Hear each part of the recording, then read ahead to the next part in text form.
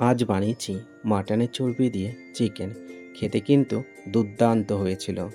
কড়াইতে তেল দিয়ে দিয়েছি। তেলটা গরম হয়ে গেলে আলুগুলোকে আমি লাল করে ভেজে নেব। একই তেলে গরম মশলা ফোড়ন দিয়ে দিয়েছি। কেটে রাখা পেঁয়াজগুলোকে ভেজে নেব। এরপর দিয়ে দেবো আদা রসুনের পেস্ট আর দিয়ে দেবো টমেটো পেস্ট। টমেটোটাকে ভালো করে তেলের সাথে ভেজে নেব যাতে কাঁচা গন্ধটা চলে যায়। এরপর দিয়ে দিচ্ছি একটা গোটা রসুন আর দিয়ে দেবো জিরের গুঁড়ো, লঙ্কার গুঁড়ো, হলুদ গুঁড়ো মিশ্রণটাই। চিকেন নিয়ে নিয়েছি 750 গ্রাম। চিকেনটাকে আমি ম্যারিনেট করে নিয়েছি লঙ্কার গুঁড়ো, জিরের গুঁড়ো, হলুদ গুঁড়ো দিয়ে। আর দিয়ে দিয়েছি স্বাদ মতো নুন। এরপর দিয়ে দেবো মাটনের চর্বি।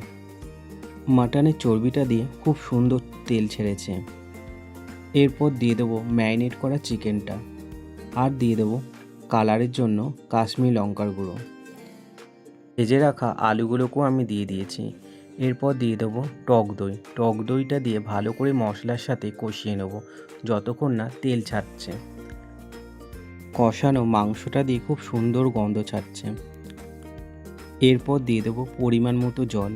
ঝোলটা ফুটতে শুরু করলে দিয়ে দেবো গরম মশলা। রেডি আমাদের মাটনের চর্বি দিয়ে চিকেন। খেতে কিন্তু দুর্দান্ত হয়েছিল। তোমাদের যদি আমার রান্না ভালো লেগে থাকে তাহলে চ্যানেলটি সাবস্ক্রাইব করে আমার পাশে থাকবে।